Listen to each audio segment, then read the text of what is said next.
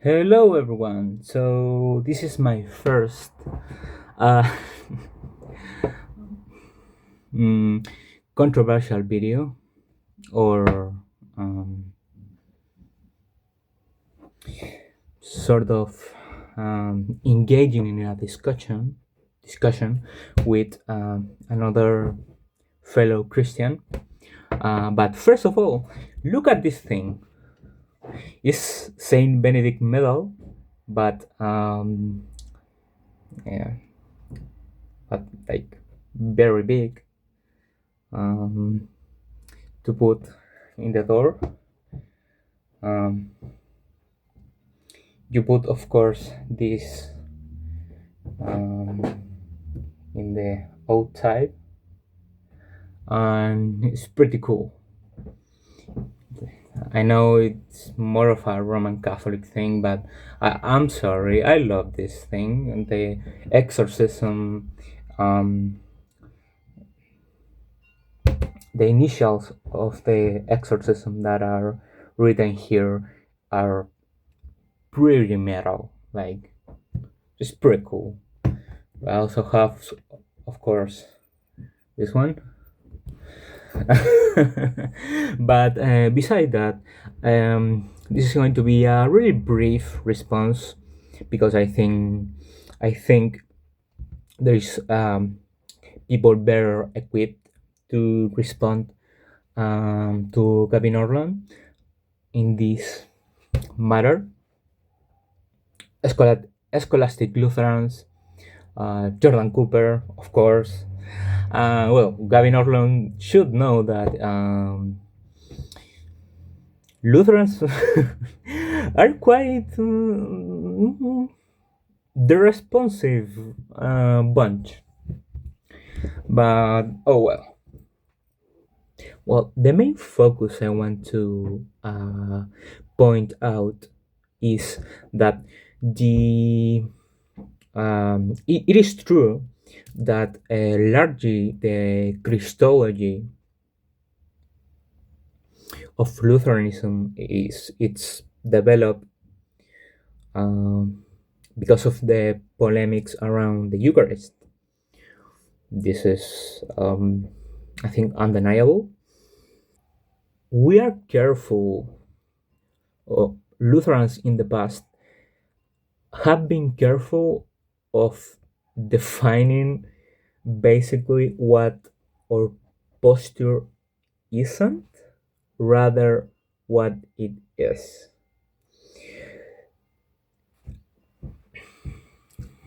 Or really give subtle hints of what it is, but never clarifying 100%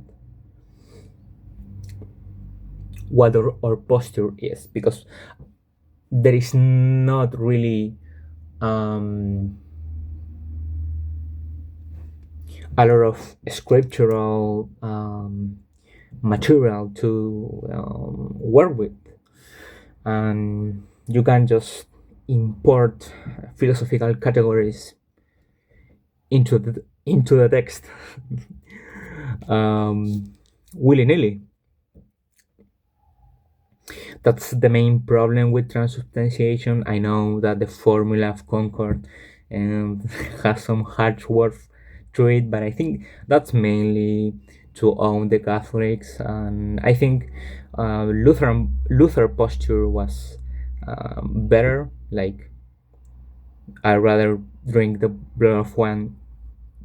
blood of Christ with the papists than the mere wine with the Swinglians. So there's that. The main problem with transubstantiation is that it explains too much, and well, I don't want to get into the discussion, but uh, ultimately, you run, you end up running into a wall, anyways, because in Aristotelian philosophy, substance accidents cannot subsist without there's proper substance. This is an absurd.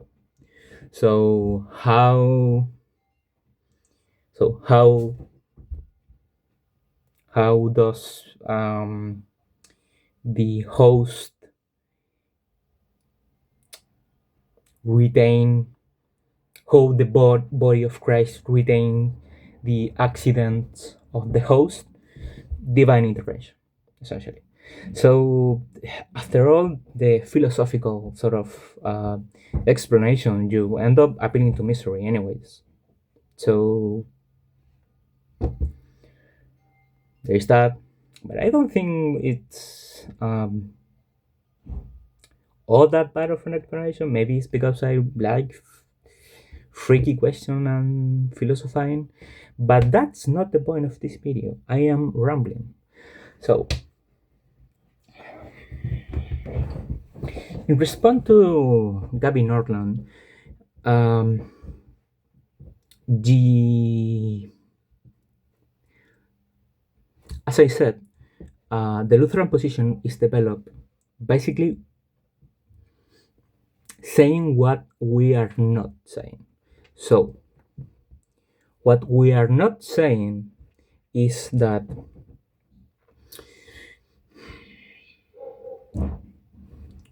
the presence in the Eucharist is its physical, carnal presence. We are going to speak of a non-local presence, but a substantial one. So that stops being as absurd as um, the Reformed Dr. Ortlund make it sound. Another point I wanted to say, although many Lutherans are going to start upset that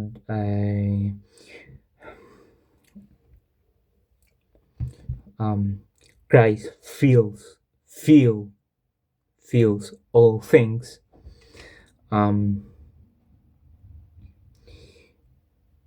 It is not necessary to bestow omnipresence to be in a bunch of authors at once. You have to be in multi-location, so to speak. That being said,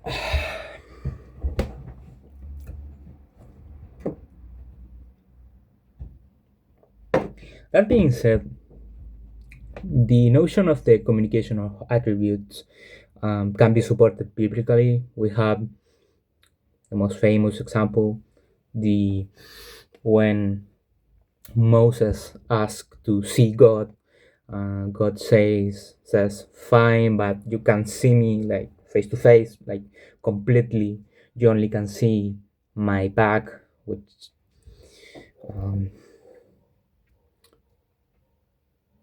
is a weird way to express, but whatever. So he covers his eyes and basically he sees him like this. But when he goes down the mountain, his face glows with the divine glory so much that the people cannot look upon him. That is one example. So the divine glory is communicated to the human Moses. And this is an example that Paul uses insofar as how we partake in that divine glory too. So, if we partake in the divine glory and Moses partook in the divine glory momentarily, as a human, as a mere poo-poo, sinful human, how much more would the nature of Christ partake on the divine glory, the divine attributes?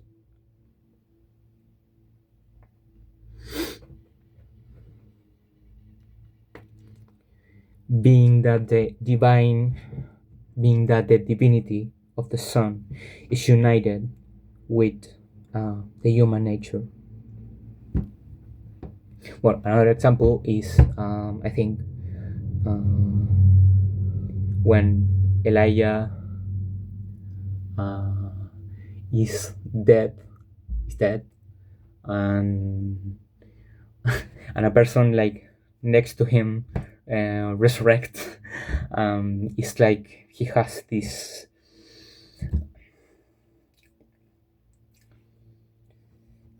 I don't know, how to express it in precise terms, but let's say leftover energy, something like that, of divine, of the spirit. We can see, no, that was Elijah. Elijah, Elijah, for example, kind of distorts space and time accidentally and runs quicker than the king, etc., etc., etc., etc. Well, now I want to discuss the part of this being this whole communication of attributes being a novelty, and I would say that is only partially true. It is, I will say that the Reformed position is more of a novelty than the Lutheran position. The Lutheran position is more of a development, a continuation, a building up onto what other thinkers proposed. So, what I'm going to read are going to be Eucharistic citations from Thomas Aquinas,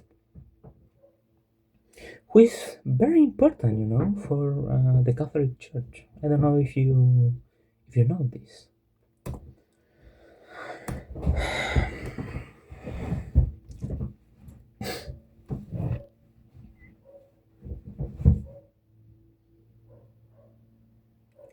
By the consecration of the bread and wine, the entire substance of the bread is converted into the substance of Christ's body, and the entire substance of the wine into the substance of his blood.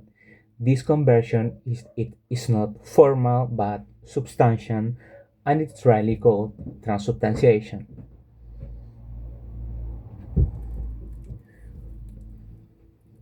The important part is the substantial. Is that it's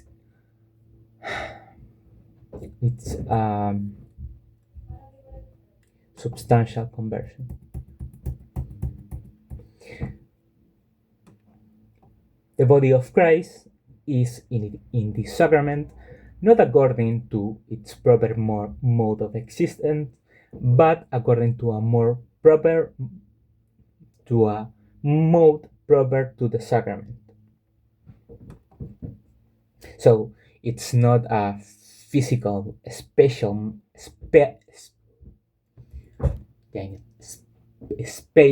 manner. It's a non-local presence. It doesn't have measurement. The body of Christ in this sacrament is in this sacrament not as in a place, but according to the mode of substance, a substantial non-local presence. so that the body of Christ can be entirely present in many places at once. So much for the finite not being capable of the infinite.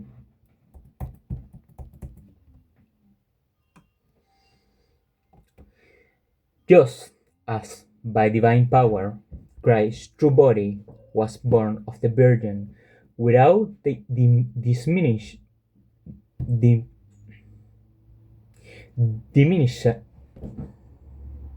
diminishing her virginity. So to summarize, one, we're not saying that um, the, the human body of Christ stretches um, weirdly in a local physical sense, but in a non-local form. Um, as I um, the same way that, or a similar way that Saint Thomas Aquinas described the sacramental presence.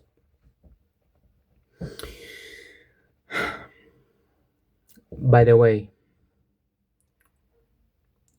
the word, the term ubiquit, ubiquitous presence or something like that is a reform way of describe our position.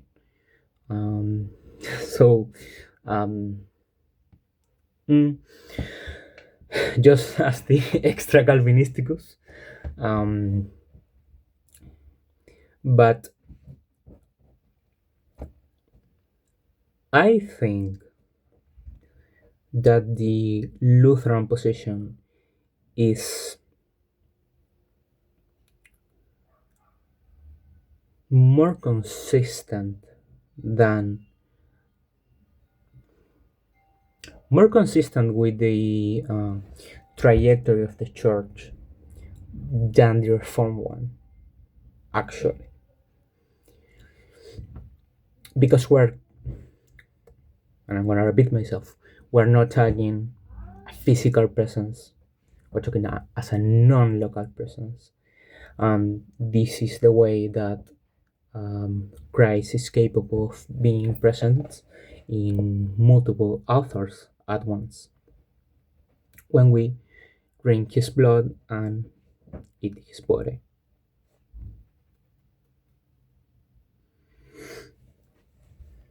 So that's it for today. Mm, I hope this was a good enough response. I guess this is too rushed. I rush uh, in too much. I will just remake it. So that's it. Thank thank you for watching and see you next time. Bye.